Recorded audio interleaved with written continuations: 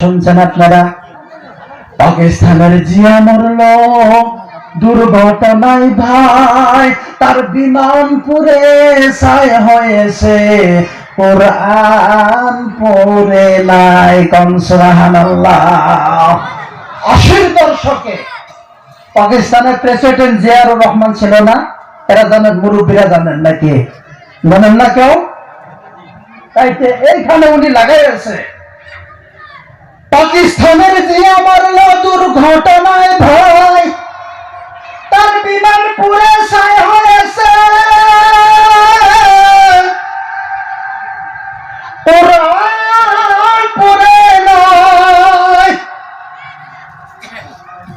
কোরআন যেমনে আসল তেমনে ছিল, কোরআন যেমনে ছিল তেমনে আছে, একটা হরফ হয়নি মান,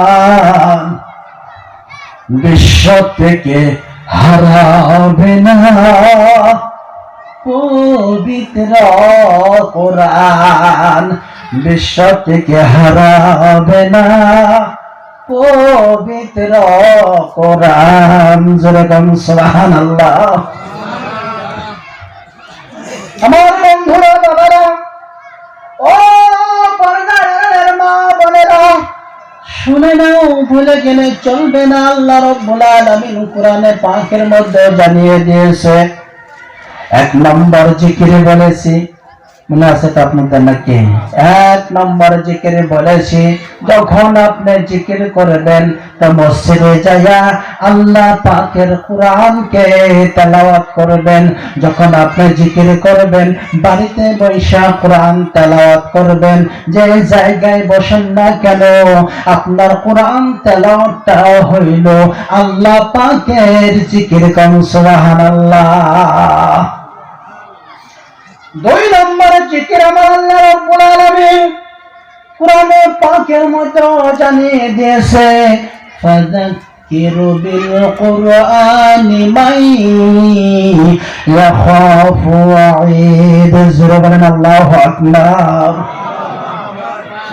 সূরা কাফ 45 নম্বর আয়াতের মধ্যে আল্লাহ রাব্বুল আলামিন জানিয়ে দিয়েছে, হে নবী, যখন আপনি মানুষের সামনে বয়ান করবেন, মানুষের সামনে ওসিয়ত করবেন, মানুষের সামনে তাকরীর করবেন, তুমি আল্লাহ রাব্বুল আলামিনের কোরআনে থেকে তাকরীর করবেন। কোন সুবহানাল্লাহ।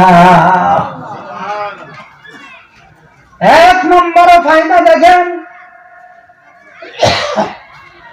আল্লাহ রাব্বুল আলামিন কোরআনে পাকের মধ্যে তার নবীকে দিয়ে জানিয়ে দিলেন, হে নবী,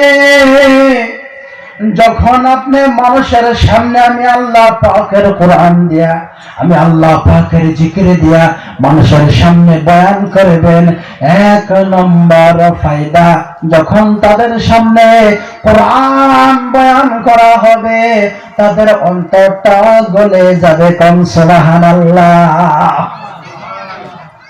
আর যত আপনি কিচ্ছা কাহিনী মানুষকে শোনান না কেন, ওই জায়গার মধ্যে আল্লাহ রাব্বুল আলামিন কোনো বরকত রাখে নাই। যেরকম সোনা আপনি আগুনের মধ্যে দিলেন, যত আগুনের মধ্যে দেন না কেন, ওইটা শুধুমাত্র গলে লাল হয়ে যাবে। কথা ঠিক না ঠিক? যখন ওইটার উপরে সোনার উপরে যখন সোহাগা ঢেলে দেওয়া হয়, সঙ্গে সঙ্গে সোনা আপনার পানি হয়ে যায়। কথা ঠিক না ঠিক?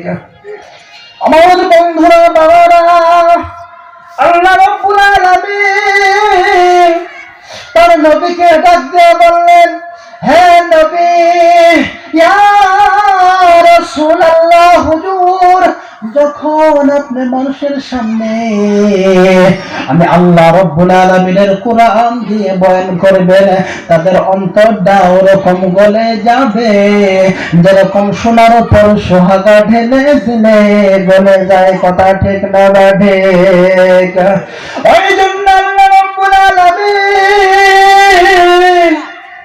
কোরআনে পাকের মধ্যে 2 নম্বর জানিয়ে দিয়েছে জিকির মানে হলো আল্লাহ রাব্বুল আলামিনের কোরআনে থেকে বয়ান কোন সুবহানাল্লাহ।